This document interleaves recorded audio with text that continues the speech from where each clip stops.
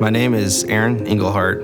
I am a trooper with the Missouri State Highway Patrol. My initial motivation to join the Missouri State Highway Patrol, I had a friend, and his father was a trooper. He's retired now.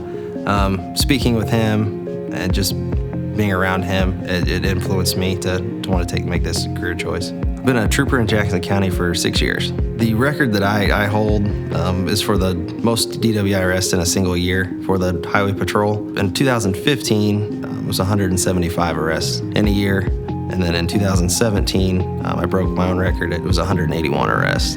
To date, I've got to have a total of 700 DWI arrests. I knew this is what I wanted to do for us to look for intoxicated drivers.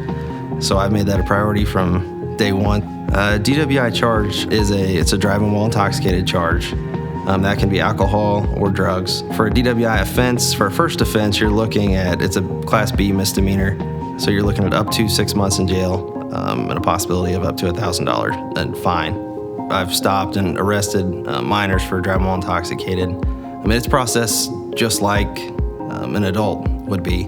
You're going to face the same consequences, plus they're going to be stiffer on your license because you are a minor. Basically, I'm looking for moving violations and multiple moving violations. And it's not necessarily the violation itself, it's more how they did it than what they did in a lot of instances.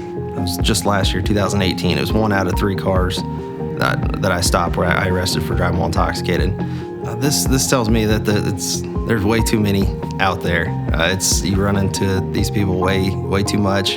It is a completely preventable thing, so it gets kind of frustrating when there's that many folks out there. What keeps me inspired, every time we go to a crash that involves an intoxicated driver, there's no reason for it. It's preventable. That there's more work to be done. A crash that is probably the most impactful to me that involved an intoxicated driver was on I-70.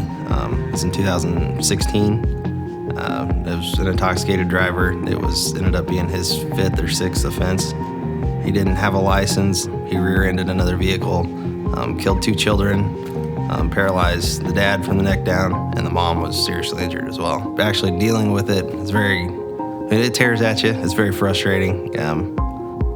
Death notifications that involve impaired drivers, any death notification is very difficult, but that one especially tears at me because that's what my focus is on, and that's something we're trying to prevent. And it is completely preventable, which it makes it even more difficult to deal with. Teens that think it's okay to ride with a drunk driver, it's just as dangerous as if you're driving yourself as if you're impaired. I don't think there's a parent out there that's going to be mad at you for calling for a ride because your ride is impaired. There's no excuses for drinking and driving. Drinking and driving is preventable. Just traffic crashes are preventable. They're choices that you make.